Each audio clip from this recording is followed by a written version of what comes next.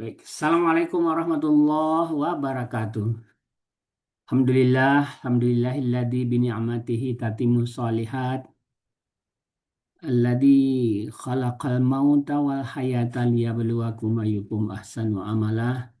Asyhadu an la ilaha illallah wahdahu la syarikalah wa asyhadu anna Muhammadan abduhu wa rasuluhu. Allahumma shalli ala Muhammad wa ala ali Muhammad. Puji dan syukur kita panjatkan kepada Allah Subhanahu wa taala. Pagi hari ini Allah masih beri kita sehat, Allah masih beri kita kesempatan untuk mengisi sisa-sisa kehidupan kita ini. Dan alhamdulillah kita masih beruntung juga bisa melewati 17 Agustus 2026, hari kemerdekaan kita yang ke-81, tepat hari ini. Alhamdulillah. Insya Allah pagi hari ini kita bersama dengan Ustadz Wahid Rahman dengan tema yang ada hubungannya dengan nikmat kemerdekaan itu, Bapak Ibu sekalian.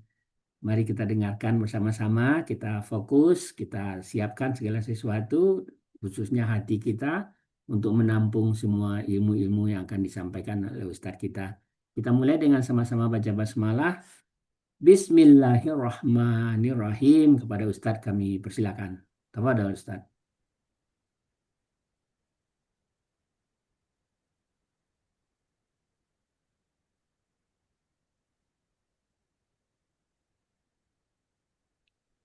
Masih di mute, Ustadz.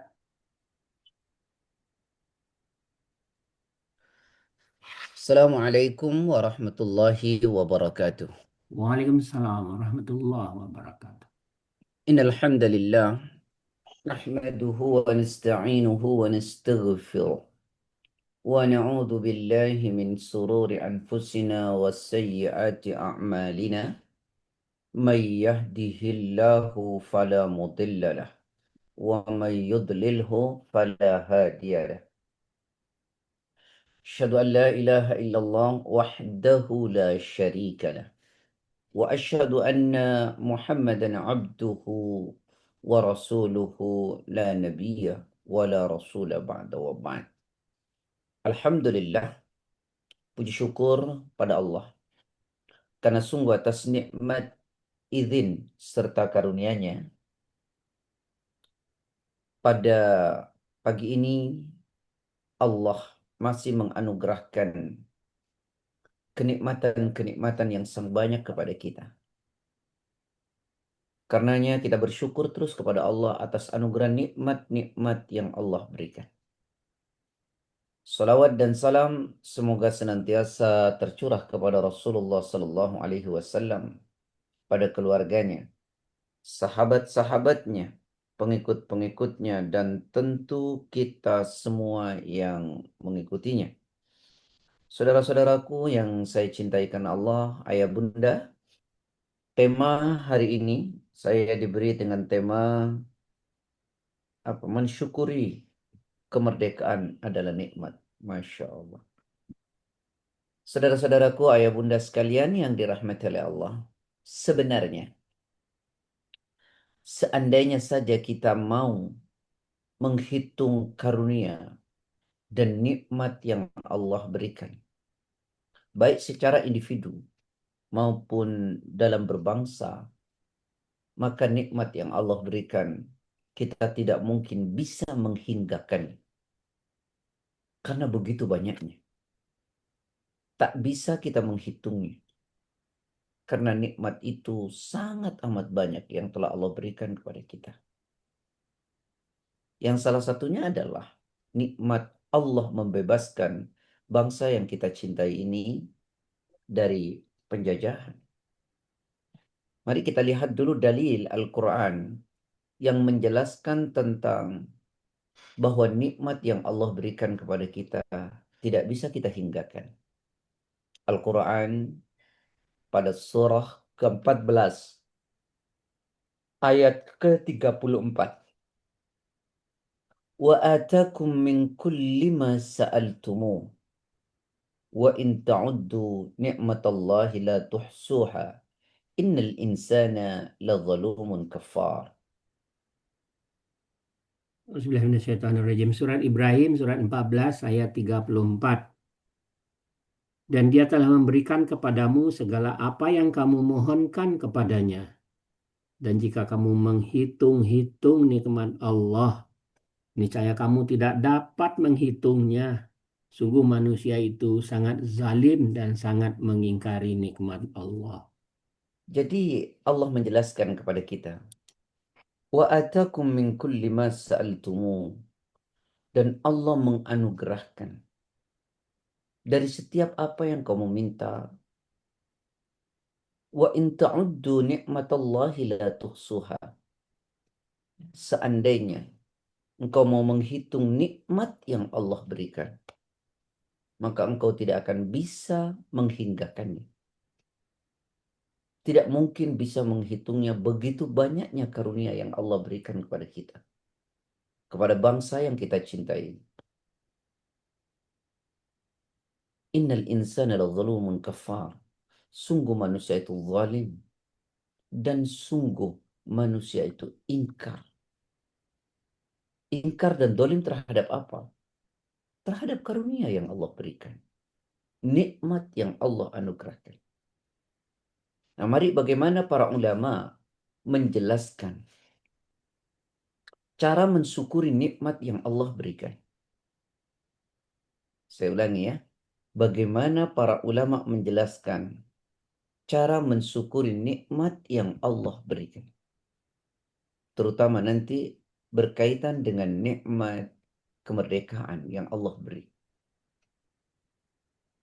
Yang pertama, kata ulama begini, bersyukur itu ada rukunnya. Nah, rukun syukur itu kata Imam Ibn Qayyim Al-Jauzi ada 3 macam. Rukun syukur.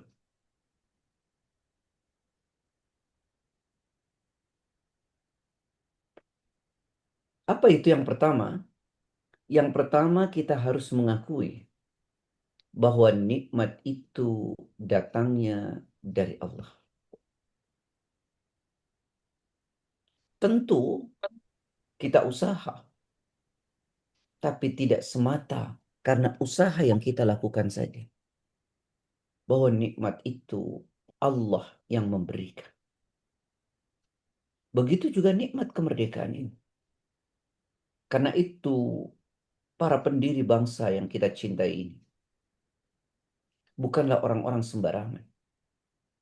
Karena itu dinyatakan oleh karena rahmat Allah. Bangsa ini diberikan kemerdekaan oleh Allah Subhanahu wa taala. Para pendiri bangsa ini tidak hanya menyandarkan kepada usahanya, bahwa sesungguhnya kemerdekaan itu atas anugerah dan rahmatnya Allah. Kita berpikir betul dan kita bisa merenung betapa pendiri bangsa kita ini orang-orang yang taat kepada Allah. Orang-orang yang mengerti syariat. Dengan mengatakan bahwa kemerdekaan itu karena rahmat Allah. Bukan hanya semata karena usaha. Bahwa kita disuruh berusaha itu adalah iya dan keniscayaan dengan membebaskan dari penjajah. Tapi karena rahmat Allah lah bangsa ini dimerdekakan oleh Allah. Dan karena rahmat Allah lah kita diberikan oleh Allah nikmat. Cuma saja kadang-kadang ayah bunda, kita ini kalau diberi nikmat oleh Allah seringkali sombong, bertepuk dada, dan lupa kepada Allah. Dan inilah yang Allah benci. Coba buka Quran. Surat ke-17 ayat 83. Wa idza an'amna 'alal insani a'rada wa na'a bijanibi wa idza massahu syarru kana ya'usa. Surat Al-Isra surat 17 ayat 83.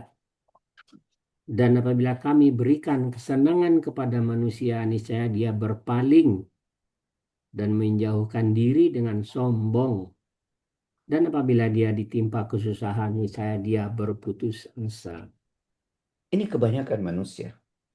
Apabila kami anugerahkan kenikmatan kepada manusia, berpaling dan menjauh dengan sombongnya. Ya. Padahal nikmat yang Allah kasih bukan karena kita. Bahwa kita berusaha iya, tapi sesungguhnya nikmat ini datangnya dari Allah. Nah, itu dulu yang pertama. Kita harus mengakui bahwa kemerdekaan ini karena Allah yang memberi. Karena Allah yang menganugerahkannya. Tentu kita juga berusaha. Karena tanpa usaha Allah tidak akan bisa memberinya. Allah tidak akan memberinya. Nah, itu dulu yang pertama. Yang kedua, hendaknya kita selalu mensyukuri nikmat yang Allah beri. Jadi yang pertama mengakui bahwa nikmat itu datangnya dari Allah. Yang kedua mensyukuri nikmat yang Allah beri. Allah berikan kemerdekaan, kita bersyukur kepada Allah. Nanti bagaimana caranya saya akan jelaskan. Itu dulu. Jadi mensyukuri nikmat yang Allah kasih dengan mengatakan Alhamdulillah. Segala puji bagimu ya Allah yang telah memberikan kemerdekaan buat bangsa yang kita cintai ini. Yang ketiga, nah ini yang terpenting. Menggunakan nikmat yang Allah berikan ini jalan Allah. Saya ulangi, menggunakan nikmat yang Allah berikan ini di jalannya. Bagaimana kita menggunakan nikmat kemerdekaan ini di jalan Allah? Mengisinya yang sesuai dengan syariat. Yang saya tidak habis pikir. Banyak orang mengatakan mensyukuri nikmat kemerdekaan yang Allah beri, tapi justru mengisinya dengan kemaksiatan. Saya ulangi ya, bersyukur yang hakiki, mengakui bahwa nikmat itu datangnya dari Allah. Yang kedua, memuji yang telah memberi dengan mengatakan Alhamdulillah kepada Allah. Yang ketiga, menggunakan nikmat yang Allah beri di jalannya dalam rangka meraih keridhaannya. Coba renungkan dengan baik, ayah bunda sekalian. Allah memberikan permisalan di dalam Al-Quran. Jika kita mensyukuri nikmat yang Allah beri, seperti kemerdekaan, maka Allah akan tambahkan nikmat-nikmat itu. Tapi jika kita tidak mau mensyukuri nikmat kemerdekaan yang Allah kasih, apalagi kemudian, mohon maaf ya, mengisinya dengan kemaksiatan, mengisi bangsa ini dengan ketidakbenaran, maka azab Allah itu pedih. Dan kita tahu betul ayat ini, surat 14 ayat ke-7. Wa itta'adzana rabbukum la in syakartum la azidannakum wa la in kafartum inna azabi lasyadid. Surat Ibrahim ayat 7, surat 14. Dan ingatlah ketika Tuhanmu memaklumkan, sesungguhnya jika kamu bersyukur, niscaya aku akan menambah nikmatku kepadamu. Tetapi jika kamu mengingkari nikmatku, maka pasti azabku sangat berat. Coba lihat gambaran tentang satu bangsa yang mensyukuri nikmat kekayaan yang Allah beri, maka nikmat itu akan ditambah. Tapi di saat kekayaan yang Allah beri itu tidak kita syukuri, nanti azab Allah yang datang. Coba buka Quran. Surat 16 ayat 112. Pelan-pelan kita baca ayat ini. Wa daraballahu mathalan qaryatan kanat aminatan mutmainnah ya'tiha rizquha ragadan min kulli makan fakafarat bi'an'umillah fa'adhaqaha Allah libasal ju'i wal khawfi bima kanu yasna'un. Surat An-Nahl ayat 112. Surat Betul. ke-16. Dan Allah telah membuat suatu perumpamaan dengan sebuah negeri yang dahulunya aman lagi tentram. Rezeki datang kepadanya melimpah ruah dari segenap tempat. Tetapi penduduknya mengingkari nikmat-nikmat Allah. Karena itu Allah menimpakan kepada mereka bencana, kelaparan, dan ketakutan disebabkan apa yang mereka perbuat. Coba pelan-pelan kita renungkan ini. Allah memberikan perumpamaan tentang sebuah negeri. Sebuah negeri. Katakanlah Indonesia. Yang negeri itu dahulunya aman. Lagi tentram. Yang rizkinya datang dari segala penjuru tempat. Apa itu maksudnya? Gemah ripah loh jinawi. Bagai jamrud di tengah katulistiwa. Orang bilang tanah kita tanah surga. Tongkat kayu dan batu bisa jadi tanaman. Bukan lautan tapi kolam susu. Apa ndak keren bangsa kita? Gemah ripah loh Cinawi. Bagai jamrud di tengah katulistiwa. Bukan lautan tapi kolam susu. Orang bilang tanah kita tanah surga. Tongkat kayu dan batu bisa jadi tanaman. Saking gemah ripah loh Cinawi. Makmurnya bangsa ini. Dulu orang tancap batang singkong. Beberapa bulan kemudian kita angkat. Buah singkong. Kita dulu swasembada beras. Penjajah datang ke Indonesia mencari kekayaan alam rempah-rempah. Unik kalau hari ini kemudian kita impor. Bangsa ini luar biasa. Tapi apa kata Allah? Walakin kafarat bi an'umillah. Akan tetapi penduduk negerinya ingkar terhadap nikmat-nikmat Allah itu. Gak dijaga bangsa yang luar biasa yang Allah berikan ini. Dengan kekayaan alam yang sangat amat luar biasa. Tidak dijaga. Maka apa yang terjadi? Fa'adzaqahalla libasal ju'. Maka Allah rasakan kepada mereka pakaian kelaparan. Yang kedua apa? Ketakutan. Gempa, banjir, longsor, dan seterusnya.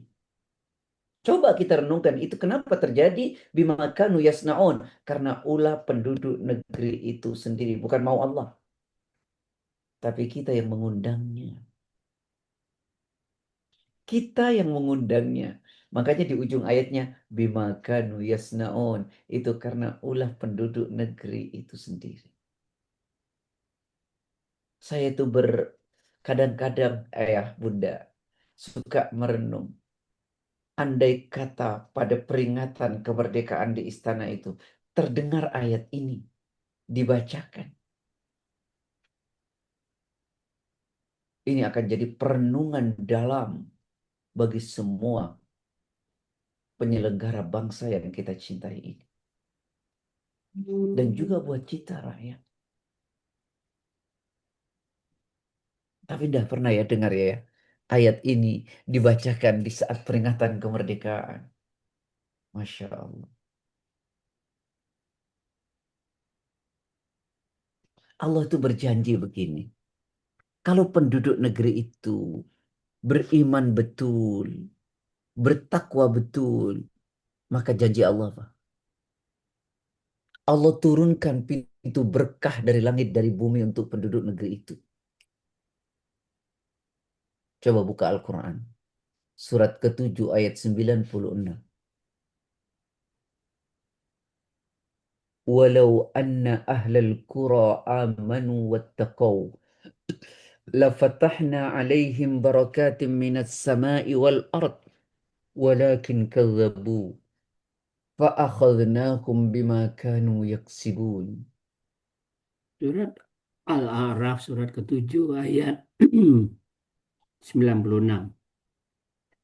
Dan sekiranya penduduk negeri beriman dan bertakwa, pasti akan kami melimpahkan kepada mereka berkah dari langit dan bumi. Tetapi ternyata mereka mendustakan ayat-ayat kami, maka kami siksa mereka sesuai dengan apa yang telah mereka kerjakan. Coba, seandainya kata Allah, seandainya penduduk negeri itu beriman betul kepada Allah, bertakwa betul kepada Allah. Penduduk negerinya, mulai dari pemimpinnya sampai ke bawah. Dan syariat Islam ini dilakukan yang sesuai kemampuannya. Dan meninggalkan perkara-perkara yang Allah benci. Allah berjanji. Allah bukakan pintu berkah dari langit, dari bumi untuk penduduk negeri itu, kata Allah. Persoalannya apa? Penduduk negeri itu mendustakan ayat-ayat Allah. Tidak mau pakai itu Quran. Tidak mau pakai itu hukum Allah. Salah satu contoh, misalnya, mbok jangan riswah dalam segala hal. Segala hal dihidupi dengan riswah, sogok menyogok. Dilaknat oleh Allah. Kepemimpinan dilakukan dengan benar, penuh keadilan. Diberi contoh oleh para penyelenggara. Pemimpin yang telah diamanahkan oleh umat ini. Dilakukan dengan jujur. Berkah. Berkah. Akan tetapi mereka mendustakan ayat-ayat Allah. Maka Allah azab penduduk negeri itu disebabkan ulah mereka sendiri. Waduh, ini jadi dalam nih ya. Ya, kan temanya kemerdekaan. Saya itu ya suka berhayal. Ini 2 ayat ini saja didengarkan. 2 ayat ini saja. Kalau mau bersyukuri nikmat yang Allah berikan. Masya Allah. Nah, sekarang bagaimana ngisinya dengan baik? Ya sudahlah, kita sebagai penduduk negeri ini, ya kalau kita maki-maki ya kita dosa, mencela ya kita dosa. Yang terbaik kita doakan. Maka apa yang mesti kita lakukan sebagai anak bangsa? Kalau kita tidak bisa berharap, ya kita saja yang membentuknya. Wah, sejauh mana tahu Ustadz kekuatan kita cuma rakyat? Ya sudah, ayo kita mensyukuri satu dengan menegakkan tauhid dan ibadah. Itu satu. Mensyukuri dengan menegakkan tauhid dan ibadah. Itu yang pertama. Tidak dengan apa? Ini yang sering kita salah. Apa itu? Tidak mentauhidkan Allah. Banyak perbuatan syirik dilakukan. Bencana akan terus datang. Ayo beribadah dengan benar kepada Allah. Dengan sendirinya kalau kita beribadah dengan benar. Berapa persen umat Islam ini beribadah dengan benar? Saya yakin Allah akan turunkan berkah. Masalahnya kita ini lucu juga. Berteriak Islam, berteriak membela Islam, teriak-teriak di jalanan, demonstrasi, waktu sholat tidak sholat. Jadi apa yang diteriakkan dengan apa yang dilakukan sangat amat berbeda. Padahal tugas kita adalah dalam Quran surat Az-Zariyat, ya, wa ma khalaqtul jinna wal insa illa liya'budun. Betul tak? Ya. Tidak kuciptakan jin dan manusia kecuali untuk beribadah kepada Allah. Maka sering saya bilang, bentuk syukur tertinggi atas kemerdekaan bangsa ini adalah menggunakan kebebasan yang Allah berikan ini dengan beribadah kepada Allah. Jangan sampai justru saat kemerdekaan Allah berikan, kita mengisinya dengan kemaksiatan.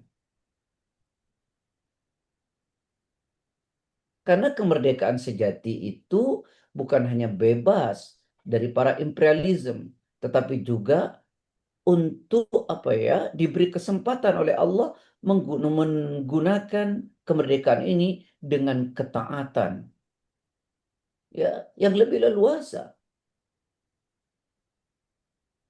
Nikmat ini seharusnya mendorong kita untuk menjadi pribadi yang taat, penuh rasa syukur kepada Allah Subhanahu wa taala. Seperti misalnya ada satu ilustrasi doa seorang mukmin ya yang telah mencapai kematangan usia atau kematangan bangsa ini sudah berapa sekarang? Berapa puluh tahun kita merdeka ini? 81. Nah, coba lihat Quran surat Al-Ahqaf ayat 15. Hatta idza balagha ashuddahu wa balagha arba'ina sanatan قال رب أوزعني أن أشكر نعمتك التي أنعمت علي وعلى والدي وأن أعمل صالحا ترضاه وأصلح لي في ذريتي إني تبت إليك وإني من المسلمين. Ayat berapa tadi Ustaz? Ayat 15. 15. Surat Al-Aqaf, surat 46 ayat 15. Kami perintahkan kepada manusia agar berbuat baik kepada kedua orang tuanya. Ibunya mengandungnya dengan susah payah dan melahirkannya dengan susah payah pula. Masa mengandung sampai menyapihnya selama 30 bulan.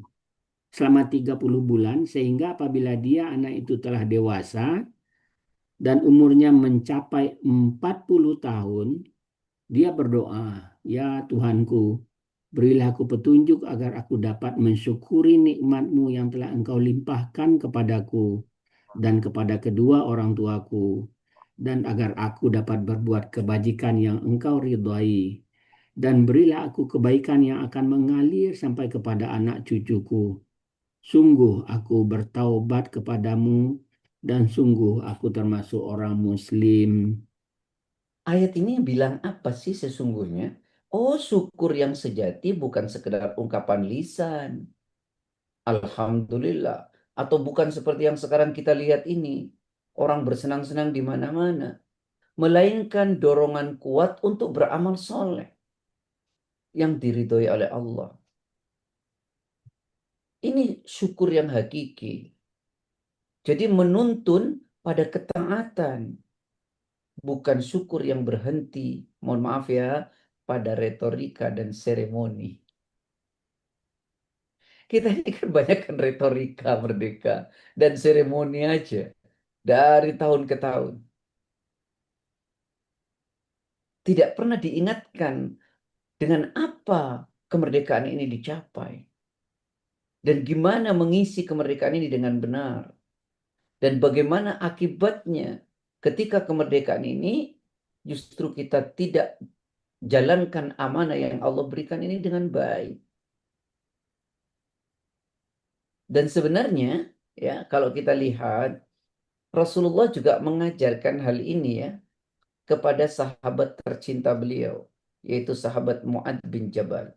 Beliau mengatakan, "Ya Mu'ad, wallahi inni ya la uhibbuka wallahu inni la uhibbuk." Wahai Mu'ad, demi Allah, sesungguhnya aku mencintaimu, kata Rasulullah. Wahai Mu'ad, sesungguhnya aku mencintaimu. Lalu Rasulullah SAW, aku mau nasihat kepadamu, wahai Mu'ad. Janganlah engkau tinggalkan ya doa yang tadi saya bacakan Quran tadi di ujung sholat. Ani ala dzikrika wa syukrika wa husni ibadatik. Ini dipesankan oleh Rasulullah kepada Mu'ad agar jangan meninggalkan doa ini di penghujung salat kita. Yaitu pada tasyahud akhir. Allahumma a'inni ala dzikrika wa syukrika wa husni ibadatik. Apa yang diminta? Ya Allah, tolonglah aku dalam berzikir. Yang kedua, tolonglah aku dalam bersyukur. Yang ketiga, tolonglah aku beribadah yang baik kepadamu. Jadi mengisi kemerdekaan ini dengan apa? Dengan beribadah yang baik. Ya, beribadah yang baik. Dan karena kemerdekaan ini kan kita lebih leluasa dalam beribadah. Mungkin dulu agak sulit beribadah. Sekarang ini kita bisa bebas beribadah. Makanya segenap anak bangsa diberikan kebebasan untuk menjalankan agamanya sesuai dengan keyakinannya. Gak usah saling mengganggu. Ayo jadi anak bangsa yang beragama dengan baik dan benar. Ya pemimpinnya juga gitu. Jangan ibadahnya itu kelihatan tok hanya menjelang kampanye gitu loh. Wudhu lah, sholat lah, dipamer-pamer. Bukan itu. Nanti Allah murka. Nah itu satu ya. Jadi yang namanya bersyukur yang hakiki itu mengisi kemerdekaan ini dengan menegakkan tauhid dan menjaga ibadah. Disuruhkan kepada seluruh anak bangsa. Besok presiden kita insya Allah akan berpidato. Dengan pidato, mari kita syukuri nikmat Allah ini. Sama-sama beribadah kita. Bersyukur kepada Allah. Meminta kepada Allah. Beribadah seluruhnya. Nah, ini menjelang azan masih pidato. Gimana? Afwan ya lahir batin. Repot kita nanti.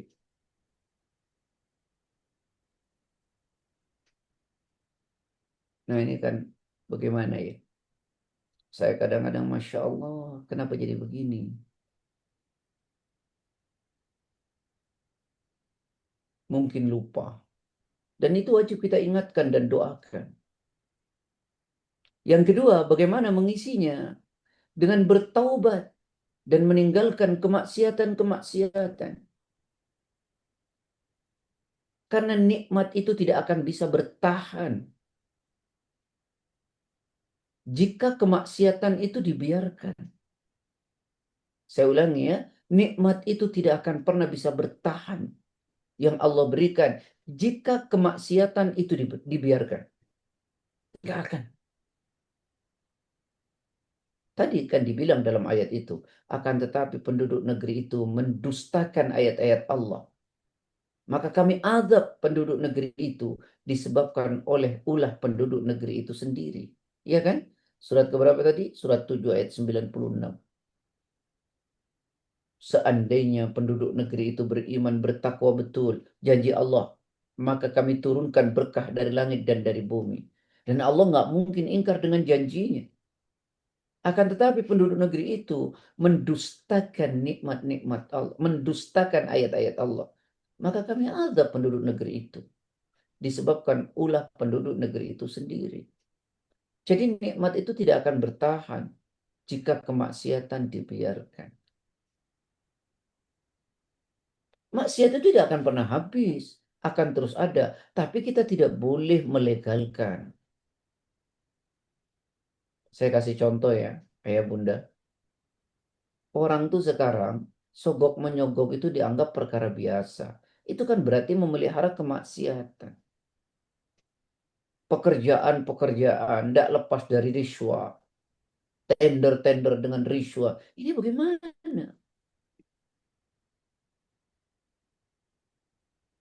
Alam dikeruk kekayaannya. Memang untuk kita harus ambil dalam rangka menjalankan negeri ini. Tapi setelah itu direhabilitasi. Bukan dibiarkan. Jadi lobang-lobang yang digenangi air. Masya Allah. Tanpa ada perbaikan alam. Ini kan sama dengan membiarkan kemaksiatan. Bagaimana kenikmatan itu akan bertahan jika kemaksiatan dibiarkan?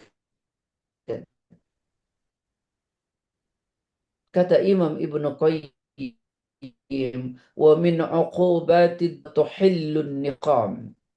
Apa kata beliau? Salah satu hukuman dari dosa adalah hilangnya nikmat dan datangnya bencana. Saya ulangi ya. Salah satu hukuman dari dosa atau kemaksiatan adalah hilangnya nikmat dan datangnya bencana. Itu kata Imam Ibnu Qayyim. Jadi hukuman ya dari sebuah perbuatan maksiat dan dosa itu hilangnya kenikmatan dan datangnya bencana.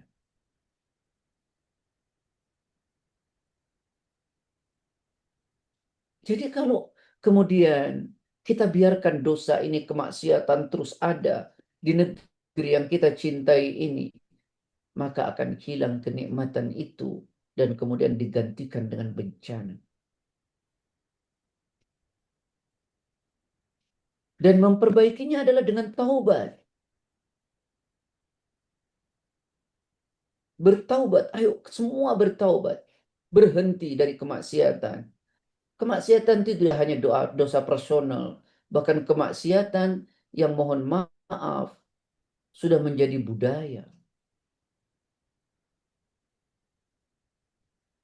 Ya kan? Ketika orang bekerja, mau mengelamar pekerjaan,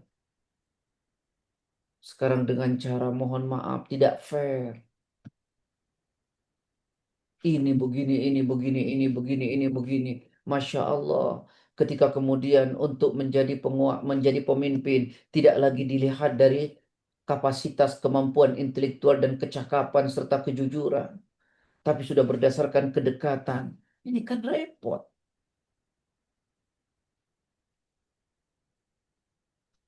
Nah, ayo kita kembali ke jalan Allah. Ya ayyuhalladzina amanu tubu ilallah taubatan nasuha.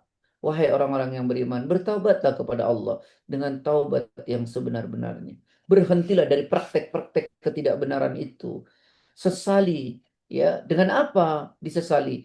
Dengan kemudian mengganti dengan yang terbaru dan terbaik. Saya yakin undang-undang kita sudah keren. Tinggal bagaimana menjalankannya. Dan kita mesti berjanji untuk tidak mengulangi. Coba serukan ini ya, Masya Allah. Nikmatnya. Diserukan ini.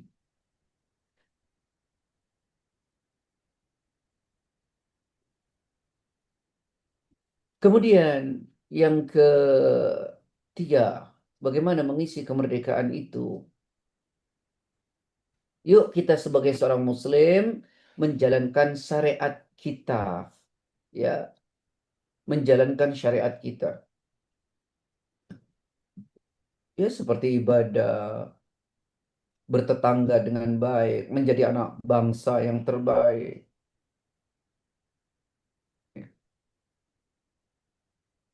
Ya'ti 'ala nasi zamanun as-sabiru fihim 'ala dini qalqabid 'alal jamri.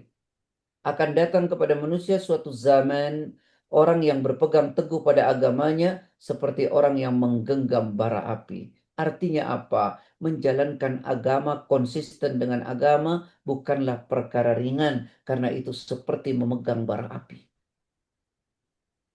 Tapi tetap kita harus melakukannya, menjalankannya, menjadi muslim yang menjalankan syariat walaupun itu berat sekali. Berat. Tidak mudah menjalankan syariat ini, tidak mudah.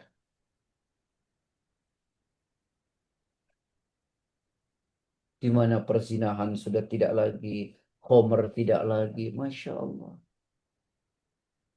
Negeri yang dirindukan, yang sering didoakan, baldatun thayyibatun wa rabbun ghafur.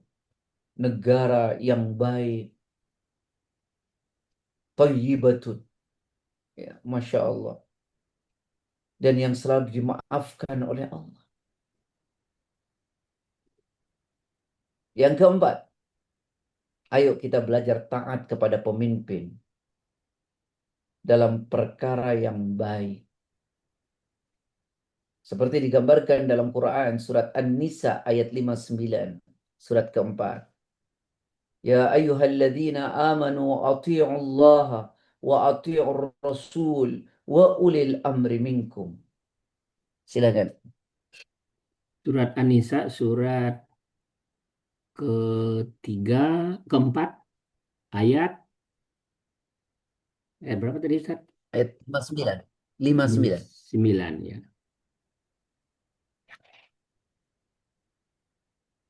Ayat 59.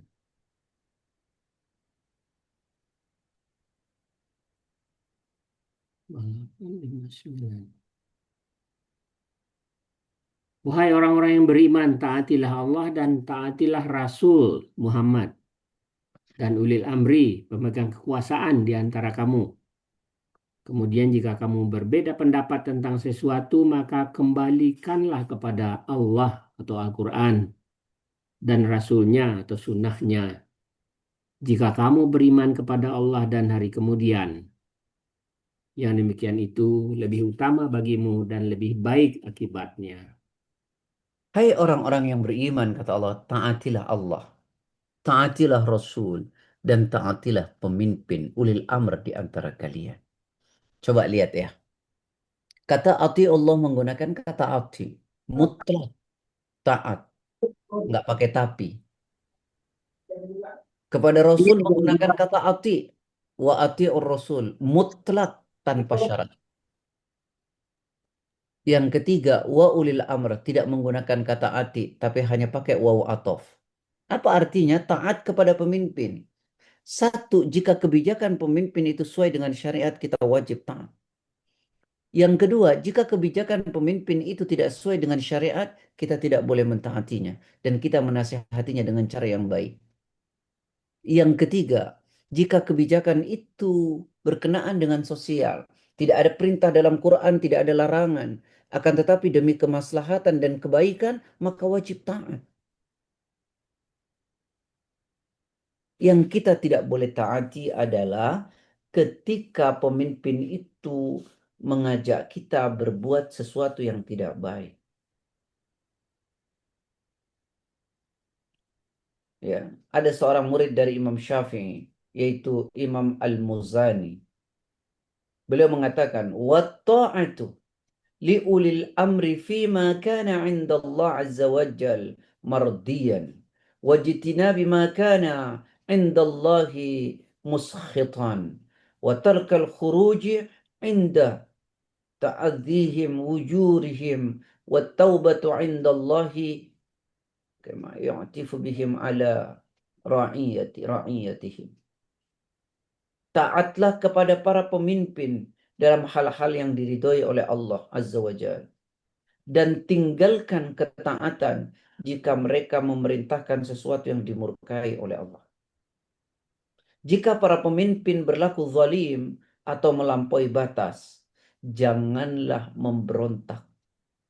Sebaliknya, bertaubatlah kepada Allah dan perbaiki diri, agar Allah melembutkan hati para pemimpin dan menjadikan mereka lebih peduli kepada rakyatnya. Nah, ini akhwani wa akhwati fillah yang dirahmati oleh Allah Subhanahu wa taala. Lihat bagaimana khutbahnya Nabi ketika haji wada. Ittaqullaha rabbakum. Ya, wa sallu khamsakum wa sumu syahrakum wa addu zakata amwalikum wa ati'u dha amrikum tadkhulu jannata rabbikum. Coba perhatikan. Jadi khutbah Nabi ini pada haji wada. Bertakwalah kepada Rabb kalian. Laksanakanlah salat 5 waktu. Berpuasalah di bulan Ramadan. Tunaikanlah zakat dari harta kalian. Taatilah pemimpin yang mengatur urusan kalian. Maka kalian akan memasuki surga Rabb kalian. Nah, kemudian kalau ada kesalahan, bagaimana yang kita lakukan kepada pemimpin? Ya, maka sampaikan ya dengan cara yang benar. La yasluhu linnasi illa amirun adilun au jair. Masyarakat tidak akan menjadi baik kecuali dengan adanya pemimpin yang baik, pemimpin yang adil. Ya. Benar, karena Bahkan dengan adanya pemimpin yang zalim, jalan-jalan bisa aman. Masyarakat tetap bisa melaksanakan salat dan pergi haji ke Baitullah dengan tenang. Ini kan gambaran Indonesia. Nah, saudara-saudaraku, yuk kita taati pemimpin kita. Kalau salah, ya kita nasihati. Tapi menasihati itu bukan dengan cara memaki-maki dalam khutbah Jumat, dalam mimbar-mimbar, itu tidak disyariatkan. Titipkan kepada yang mereka punya akses untuk bertemu. Ya kalau tidak dilaksanakan dosa dia. Bagi kita tidak punya kemampuan. Karena Allah hanya memberikan beban kepada kita kecuali sesuai dengan kesanggupan kita. Man ra'a minkum munkaran falyughayyirhu biyadihi. Fa illam yastati' fa bilisani, fa illam yastati' fa biqalbi wa hada adhaful iman. Jika engkau melihat kemungkaran, rubahlah dengan tanganmu. Tapi kalau mampu, kalau tidak, bicaralah. Itu kalau mampu. Kalau tidak mampu, dengan hatimu. Ya. Maka yang kelima, bagaimana mengisi kemerdekaan? Ayo doakan pemimpin agar diberi hidayah oleh Allah. Doakan pemimpin kita agar Allah memberikan hidayah kepadanya. Lau anna li da'watan mustajabatun, ya, ma sayyartuha illa fil imam.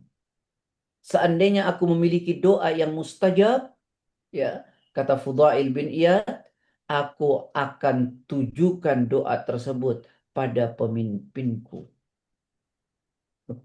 Seandainya, kata Fudail bin Iyad, aku memiliki doa yang mustajab, aku akan tujukan doa tersebut kepada pemimpinku.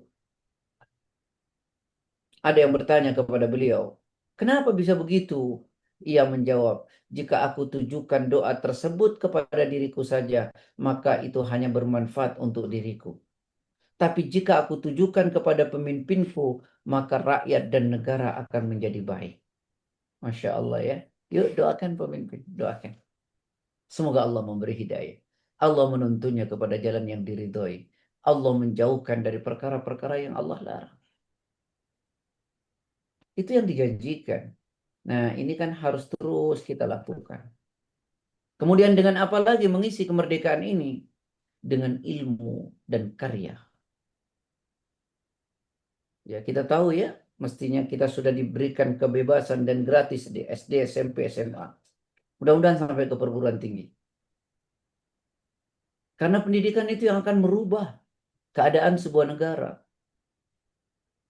Keadaan sebuah negara itu dirubah dengan ilmu. Dengan ilmu. Ya, mengisi kemerdekaan dengan ilmu. Berikan akses seluas-luasnya kepada seluruh penduduk negeri ini untuk bisa belajar.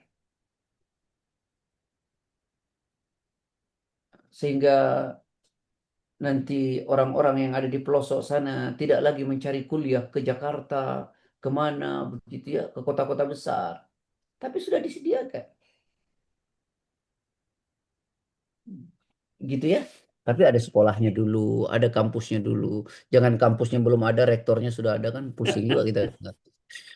Nanti gaib nanti urusan.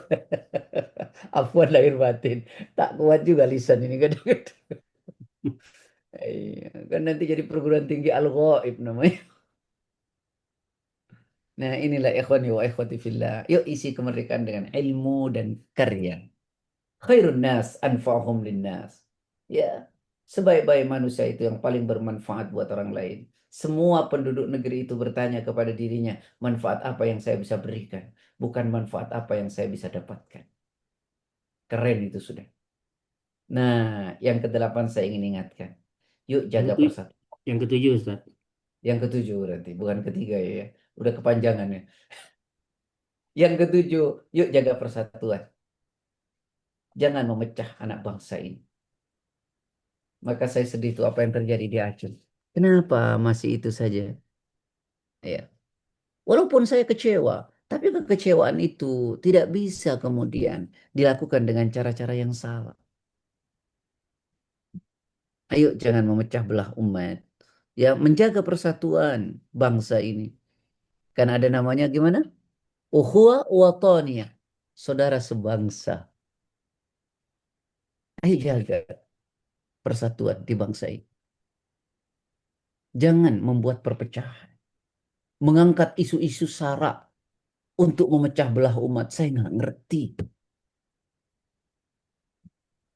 Islam tuh ngajarkan kita nggak gitu. Islam mengajarkan toleransi yang benar, bukan toleransi yang salah ya. Tapi sebenarnya bangsa kita ini keren dari dulu. Kita tidak pernah tengkaran dari dulu, Muslim dan tidak Muslim setelah kemerdekaan. Tapi kemudian akhir-akhir ini diangkat seolah-olah ada perpecahan. Saya juga nggak ngerti itu. Ini diginikan nih. Aduh, siapa yang membuat ini semua?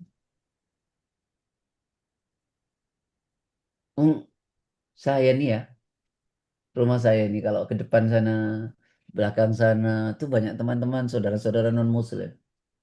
Kalau mereka lewat depan rumah saya, Pak Ustadz, saya panggil Om. Kita akrab-akrab saja, tidak ada persoalan.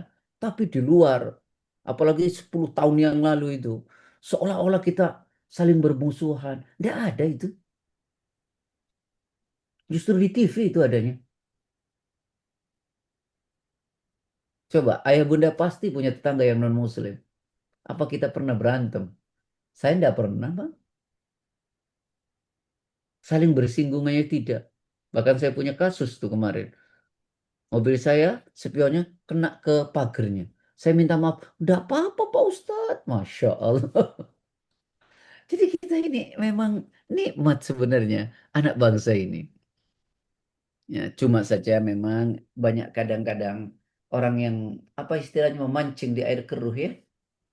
Nah, ya Allah, ayo jaga, jaga. Innahu may ya'ish minkum fasayara ikhtilafan katsira kata Nabi. Orang yang hidup setelah aku nanti banyak sekali berselisih. Ya, maka hendaklah kalian pegang sunnahku, sunnah khulafaur rasyidin. Wa'tasimu bihablillahi jami'a wa la tafarraqu. Berpegang teguhlah kalian kepada tali agama Allah, jangan bercerai-berai. Surat 3 ayat 103. Ya. Jadi ayo jaga persatuan. Jangan ada percikan-percikan yang sengaja ya dimainkan oleh orang-orang yang tidak suka dengan bangsa yang kita cintai. Kemudian yang ke-8, Apa? menjaga akhlak dan moral dalam kehidupan bermasyarakat. Ya, ya pemimpinnya jaga moral, jaga akhlak. Nanti masyarakatnya ikut menjaga moral dan akhlak. Jangan masyarakat suruh jaga moral dan akhlak, tapi pemimpinnya tidak bermoral dan tidak berakhlak. Repot. Ya. Jangan diajarkan masyarakat ini bodoh. Jangan diajarkan masyarakat ini pembohong.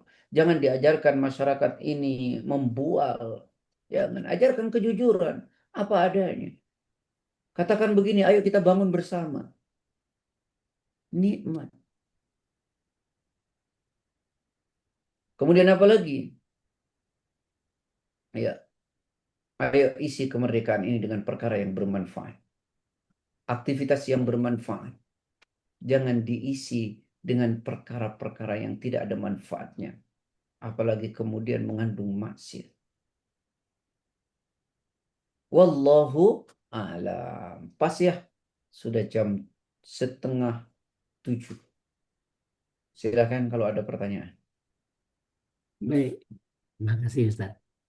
Silakan Bapak Ibu ada yang mau ditanyakan atau klarifikasi. Kita Saya bersyukur biasanya mungkin pertama, ya silakan Pak.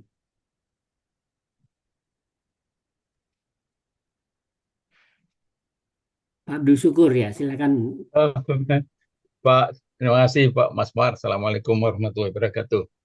Waalaikumsalam. Ini Pak Ustadz dalam rangka peringatan kemerdekaan ke 17 Agustus ini ya, kami ingat ini terlibat dalam dalam perkara-perkara yang menurut hati saya itu kok nggak pas.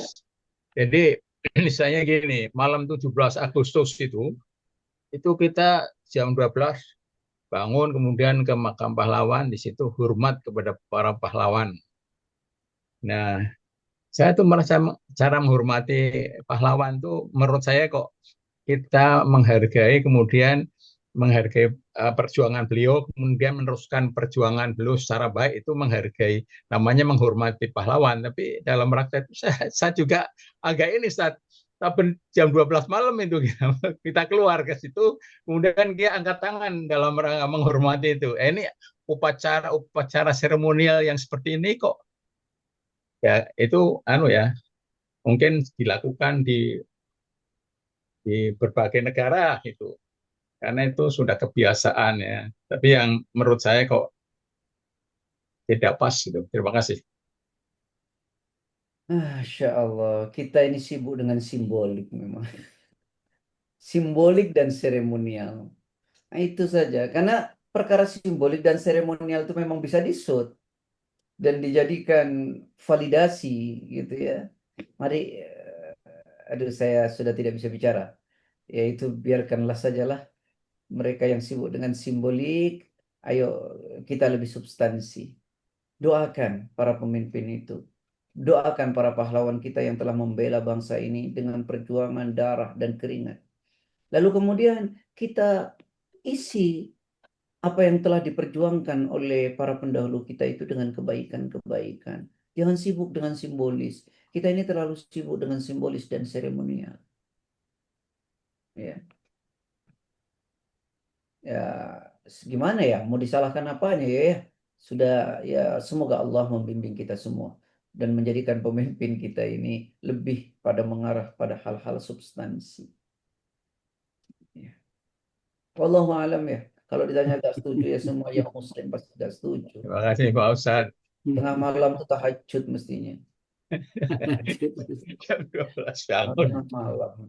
Jam 12 malam. Apalagi yang sudah sepuh-sepuh. Suruh bangun tengah malam jam 12 pergi. Wah, jaga kesehatan lah. Tak melu-melu.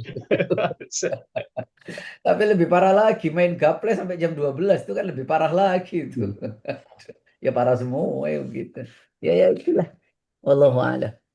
Ya, baik, silakan Pak Faizin kayaknya mau bertanya dari Ya Mbak Medan. Izin, ya Mbak Izin ya. Nah, makasih Medan, banyak. gimana Medan Mbak Izin? Ya, makasih banyak Pak Mazwar, makasih banyak Ustadz atas pencerahannya, bimbingannya. Saya ingin garis bawahi yang Ustadz sampaikan tadi, kata seandainya. Allah sendiri menyebutkan seandainya penduduk negeri beriman dan seterusnya itu,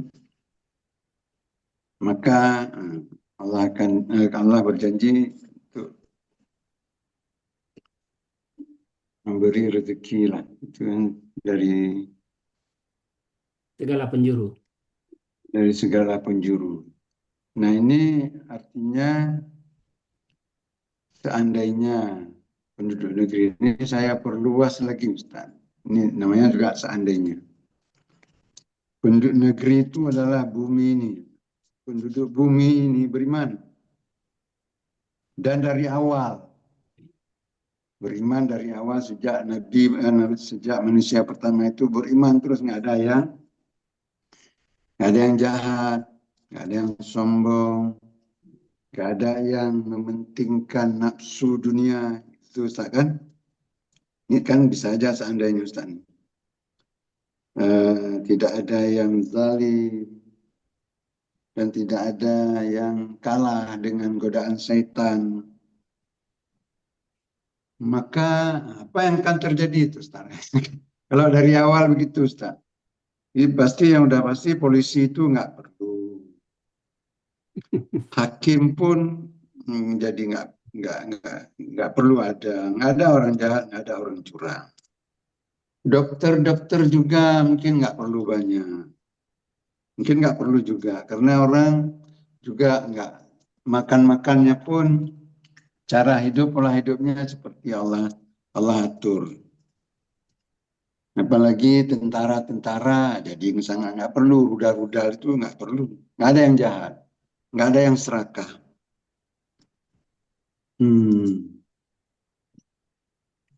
Bagaimana komentar Ustaz? Pertanyaannya, ya, Terima kasih silakan. Ustaz.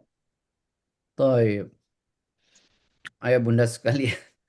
Ayat ini bercerita di dalam Quran tadi surat 7 ayat 96. Walau anna ahlal qura amanu wattaqau. Seandainya penduduk negeri itu beriman dan bertakwa betul. Penduduk negerinya itu beriman dan bertakwa betul.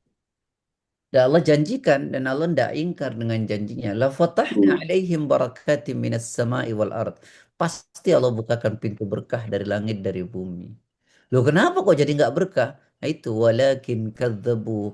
Akan tetapi penduduk negerinya itu mendustakan ayat-ayat Allah. Disuruh jadi pemimpin yang adil, nggak adil. Disuruh jadi hakim yang adil, nggak adil. Disuruh jadi jaksa yang adil, malah ngumpulin emas 74 kilo. Nah itu kan repot. Disuruh adil ke adil, disuruh ini ke ini. Ya Allah tegur bangsa ini. Sebenarnya teguran buat bangsa ini. Nah, kalau kita mau evaluasi bersama, ya, antara pemimpin rakyat, yuk bareng-bareng yuk kita bangun negeri ini, insya Allah. Ya, insya Allah baiklah. Ya, jadi memang harus dibangun dengan takwa dan iman yang benar. Iman yang benar itu kan seperti apa, Su? Orang-orang beriman itu kan menjalankan syariat dengan benar, beribadah dengan benar, jujur, adil, bermasyarakat yang benar. Itu semua dibangun. Tidak kemudian malah nyuri, tidak adil, menjual perkara, menjadi calok perkara, ini kan repot. Ya Allah murka, ya Allah murka. Dan tadi Ana sudah jelaskan sebenarnya ya, bahwa beberapa hal tadi Ana sampaikan, kemaksiatan itu yang mendatangkan apa namanya kehancuran. Kemaksiatan itu yang mendatangkan apa namanya ketidakbaikan. Nah, tadi Ana sudah sampaikan itu. Wa min uqubatid dunub annaha tuzilun ni'am wa tuhillun niqam. Jadi kata Imam Ibnu Qayyim, salah satu hukuman dari dosa, ketidakadilan, ketidakjujuran dan seterusnya adalah hilangnya nikmat dan datangnya bencana. Nikmat itu diundang dengan ketaatan kepada Allah, bencana itu diundang dengan kemaksiatan dan dosa. Ya, ya kalau semua nanti maksiat ya Allah teguran Allah berat nanti. Kan Allah menegur negeri itu bukan kemauan Allah kan, tapi kita undang. Sebagaimana misalnya dalam Quran surat 30 ayat 41, Zaharal fasadu fil barri wal bahri bima kasabat aydin nas liyudhiqahum ba'dalladhi amilu la'allahum yarji'un. Sungguh telah nampak kerusakan di darat dan di laut itu karena ulah akibat tangan-tangan manusia. Allah ingin merasakan sebagian kecil dari akibat perbuatan mereka. Agar apa? Agar mereka mau kembali. Tapi rak kembali-kembali ya, repot juga ya. Baik, saya kira itu tanggapan saya ya. Mohon maaf lahir batin. Fadal. Masya Allah. Ya, makasih banyak Ustaz. Baik, baik. Selanjutnya, ah, sepertinya Pak Akib. Silakan Pak Akib. Pak Akib. Mana? Oke. Ustadz itu untuk kita-kita ya, kalau kita melihat atau merasakan pemimpin kita itu nggak adil atau ada yang suka bohong dan segala macam, kan yang bisa kita lakukan seperti Ustadz tadi bilang ya kita doakan gitu Ustadz. Namun 10 tahun semua berdoa gitu, tapi Allah belum kabulkan doa kita ya untuk memberikan apa berkah untuk para pemimpin tersebut. Jadi kita mungkin harus berhusnuzan saja pada Allah ya. Maksud Allah itu mungkin untuk supaya kita ya lebih dekat dengan Dia barangkali gitu ya Ustaz ya.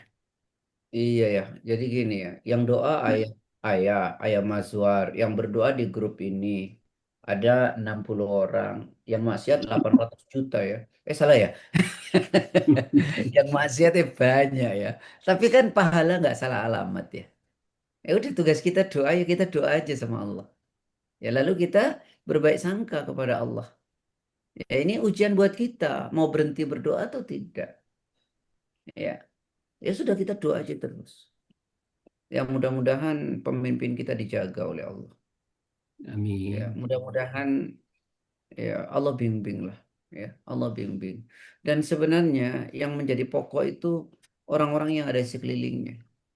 Ya berdoa dan terus berdoa, berdoa, berdoa dan terus mengarahkan ke jalan yang benar. Saya tuh kadang-kadang sedih kalau dengar itu, Pak. Ya tapi nggak bisa ngomong apa-apa ya. Saya termasuk yang nggak suka ngelawan pemerintah. Tapi kalau ngomong misalnya upah ngupas bawang 700.000 sekilo itu aja bingung juga, Pak. Karena bawangnya aja sekilo cuma 40.000. Nah, itu juga bingung juga saya. Ayah saya dulu tukang selip, Pak. Dia kakek saya, tukang selip tahu, Pak ya. Nah, selip itu Apa dari itu? gabah jadi beras, Pak. Itu per kilo cuma berapa perak, Pak. Tapi untung bisa 2 triliun tuh kok ayah saya, kakek saya nggak kaya-kaya dulu. Kok ternyata 2 triliun untungnya sekarang katanya, Pak. Saya juga bingung. Nah inilah kadang-kadang yang penting orang senang, pemimpin senang. Ya dia yang dipikirin bukan rakyat, tapi yang dipikirin pemimpinnya. Sebenarnya beliau ini kan sudah sepuh ya. Mesti banyak diingatkan. Bukan yang penting senang. Ya tapi kita nggak punya kuasa apa-apa. Kita doakan saja ya. Jangan putus asa ya. Terus saja berdoa. Pahala nggak salah alamat kok ya. Pahala tidak salah alamat. Itu saja. Makin banyak berdoa kita mudah-mudahan ada perubahan dan pahalanya buat kita kan tidak hilang. Itu Hmm. saja. Dan tidak usah ngelawan dengan cara yang salah gitu ya. Karena dalam syariat tidak boleh. Sampai Nabi itu mengatakan wala tunazi'anna wulatal amri wa in ra'aita annaka antah. Jangan pernah kau melawan pemimpinmu sekalipun kau tahu kau adalah benar. Ya, wallahu a'lam. Ustadz itu kalau kita itu kan doa, itu kan mungkin selemah-lemah iman katanya Ustadz ya. Ya pertama Ya. coba perbaikin gitu ya. Mungkin orang dengan ngomong menyampaikan ke mereka ke beliau atau dengan demo apa itu kan suatu eh, ada sesuatu yang Saya dibolehkan gitu Ustadz ya. ya menyampaikan boleh ya lewat orang kalau bisa sampaikan sendiri sampai suka sendiri tapi kan tidak punya akses kita ya. Jadi lewat orang yang punya akses. Nah, lewat demo itu banyak mudaratnya ya. Satu terjadi ikhtilat, campur baur laki perempuan. Ya kan? Yang kedua kadang-kadang suka lepas dari syariat tuh ya. Demo-demo waktu sholat ya demo gimana ya? Ya. Dan merusak kadang-kadang. Nah, Lalu para ulama putus-putus suara Ustadz. ya alam. Ada tapi mungkin wallahu alam. Masih terputus ya? Iya, iya, Halo? ya, ya udah sekarang. Masih terputus ya? Udah sekarang udah Ustadz. Iya. Tadi nggak dengar. Kalau saya demo itu nanti mudaratnya lebih besar. Karena satu terjadi ikhtilat, laki perempuan nyampur nggak karu-karuan, ya. Dan kemudian kadang-kadang makian isinya ya, Hmm, cacian hinaan gitu ya. Nah itu yang ya mungkin ada yang membolehkan, tapi saya tidak bersepakat dengan perkara seperti itu. Sampaikan nasihat itu dengan cara yang benar, ya. Wallahu a'lam. baik. Baik, masih ada Bapak Ibu sekalian. Ini urusan negara kita nih 17 Agustus. Jadi kita ikut Berat, memikirkan ya. berat. Sudah 81 tahun Bapak Ibu kita merdeka, Masya Allah. Masya Allah. Kalau Masih usia sudah aki-aki mestinya. udah aki-aki usianya, tapi kok Hmm. arahnya belum lihat kita ke arah yang diridhoi gitu ya. Ustaz. Pak Akip komentar dong Pak Akip. Ya, Assalamualaikum warahmatullahi wabarakatuh, Pak Waalaikumsalam Ustadz, Pak warahmatullahi Maswari, Bapak Ibu sekalian. Saya tadinya tuh bingung mau ngomong apa gitu ya. Tapi yang jelas setelah 81 tahun kita dinyatakan merdeka, apa hikmah kemerdekaan yang dapat kita peroleh? Ini yang perlu kita renungkan. Nampaknya dulu kita punya pemimpin-pemimpin dulu lebih baik-baik gitu loh. ketemu almarhum Pak Natsir, ketemu dengan tokoh-tokoh setelah reformasi malah tambah kacau gitu. Ini perlu dievaluasi sebenarnya. Kita ini bener nggak jalannya? Nah ini harus legowo. Jadi mestinya semua pihak, ustadznya juga kalau lagi musim pemilu sibuk tuh terima terima bantuan, ada terima mobil, pesantren-pesantren. Jadi pada saat mau menjelang pemilu, umat Islam itu dibutuhkan, Dibutuhkan. dibutuhkan untuk Suaranya memenangkan dibutuhkan. pemilu. Tapi setelah selesai pemilu, umat Islam itu nggak diperhatikan. Jadi, nah kita punya saluran sebetulnya melalui DPR, Dewan Perwakilan Rakyat. Jadi kalau ada kelompok masyarakat yang mau menyampaikan saran, masukan, aspirasi yang baik, yang sifatnya benar-benar jujur, nah, seperti yang disampaikan Ustadz pagi ini, itu melalui DPR lah mestinya diterima. Dan DPR itu punya bargaining power dengan pemerintah untuk menyampaikan ini loh aspirasi masyarakat kita sekarang. Tapi sekarang ini DPR juga ya nggak jelas yang disuarakan itu suara rakyat apa suara partai dan anggota Apa DPR. suara tweet? Inilah jadi terjadi kebuntuan. Jadi mungkin kita ya, pada kesempatan ini akhirnya kembali ku anfusakum ahlikum naro. Jadi menjaga diri kita dan anak keluarga kita untuk harus tetap jangan sampai masuk dalam jebakan-jebakan kehidupan yang semakin nggak jelas. Karena saluran-saluran itu nampaknya buntu. Teman-teman sampai demo itu sebetulnya karena terpaksa. Mereka menghadap, ke DPR, tidak diterima, dan sebagainya. Jadi itulah kondisi negara kita sekarang. Banyak program-program yang sangat tidak dibutuhkan oleh masyarakat, tapi dipaksakan untuk dikerjakan dengan menghabiskan dana sampai ratusan miliar. Pendidikan yang ini semua rakyat itu udah tahu sebetulnya. Tapi masalah kehidupan kita sebagai negara merdeka ini mestinya kita bandingkan dengan tetangga kita yang juga merdekanya mungkin lebih duluan kita ya. Mereka sudah lebih makmur, komunikasi antara pemerintah dengan rakyatnya cukup cukup berjalan dengan baik. Nah, ini yang perlu kita evaluasi, kita renungkan, dan ujung-ujungnya kita berdoa. Seperti tadi yang disampaikan Pak Maswar dan Pak Ustadz, kita berdoa nih. Itulah yang dapat kita lakukan. Semoga para pemimpin kita ini diberikan Hidayah. kesadaran, diberikan hati nurani untuk bisa menjaga amanah sumpah yang telah dilakukannya pada saat dia memangku jabatan itu diingatkan kembali dan bisa bekerja dengan baik. Karena kita ini arahnya udah kemana-mana nggak jelas. Jadi itulah Pak Ustadz ya. Jadi mungkin dari semua sisi lah, dari para ulama, dari para cendekiawan, para politikus, para pedagang, masyarakat, pendidik, semua kita berbenah mulai dari diri masing-masing supaya kita bisa berbuat lebih baik lagi untuk bangsa dan negara ini. Saya teringat sejarah yang bisa merebut kemerdekaan di dunia ini cuma 3 negara, Pak Ustadz. Indonesia, Aljazair, sama satu lagi. Dan sampai sekarang ketiga negara itu ternyata eh, pada waktu heroik dengan berdarah-darah perjuangan untuk merebut kemerdekaan itu susah payah, kemudian berhasil merdeka, tapi setelah merdeka mereka ya barangkali dalam tanda petik tidak sukses juga. Jadi mungkin ada bagian dari kufur nikmat.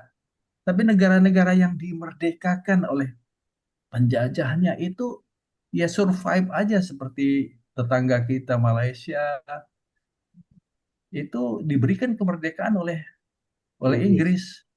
Mereka punya Commonwealth, beberapa negara bekas jajahan Inggris itu malah punya persatuan yang sangat bagus Orang Malaysia kalau mau ke Inggris, mau ke Australia, mau kemana-mana, itu tanpa visa Pak Ustadz. Dengan mudah kalau dia berprestasi, dia diterima sekolah di sana gratis. Sehingga proses akselerasi pendidikan, pengetahuan itu menjadi lebih mudah. Rakyat Malaysia kalau mau ke Inggris, mau ke Australia tanpa visa dan begitu mudah diperlakukan karena sesama negara Commonwealth bekas jajahan Inggris. Itu secara politis ternyata lebih menguntungkan.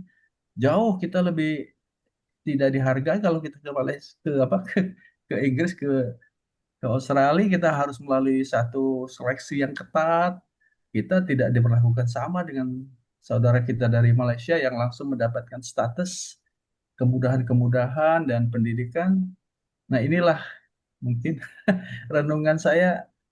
Mudah-mudahan nih para pemimpin kita, insya Allah dengan pertolongan Allah Subhanahu Wa Taala dari semua lini, eksekutif, legislatif, yudikatifnya, para penegak hukumnya semuanya sadar kehidupan kita ini di dunia hanya sementara. Mari kita isi dengan yang terbaik sesuai dengan perintah Allah Subhanahu Wa Taala. Gitu aja Pak Ustadz, mohon maaf. Assalamualaikum warahmatullahi wabarakatuh. Waalaikumsalam Waalaikumsalam warahmatullahi warahmatullahi wabarakatuh. wabarakatuh. Masya Allah. Baik, Alhamdulillah luar baik biasa. Ustadz. Komentar barangkali dan sekalian ditutup Ustadz untuk terakhir. Saya tidak ada komentar. Sebenarnya menurut saya cara memilih pemimpin juga kita sudah salah. Kalau Iya. pakai syariat Islam, yang paling mendekati ke dalam Islam itu adalah dengan cara perwakilan. Yang memilih itu seharusnya MPR. Kosnya tidak tinggi, konflik sosialnya juga tidak terjadi. Sekarang ini konflik sosialnya luar biasa, dan kemudian biayanya juga luar biasa, karena memang cara yang salah. Bayangkan, suara ulama dan suara cendekia sama dengan suara orang gila, Pak. One man, one vote. Iya, iya. Ya. Jadi sebenarnya yang memilih itu perwakilan.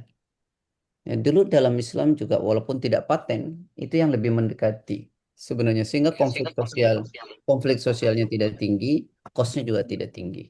Ya sudahlah, sudah yang ada ya. Siapa yang paling bertanggung jawab itu nanti itu? Saya kok bilang Kayak hadiran Ustaz. Pak Amin Rais itu. Assalamualaikum warahmatullahi wabarakatuh. Subhanaka Allahumma wa bihamdika asyhadu an la ilaha illa anta astaghfiruka wa atubu ilaik. Terima kasih Ustaz, terima kasih teman-teman semua. Terima kasih semuanya. Terima kasih, Sampai ketemu. Bapak. Selamat Hari Kemerdekaan. Merdeka. Merdeka. Merdeka. Merdeka. Assalamualaikum warahmatullahi wabarakatuh. Waalaikumsalam warahmatullahi wabarakatuh. Warahmatullahi wabarakatuh.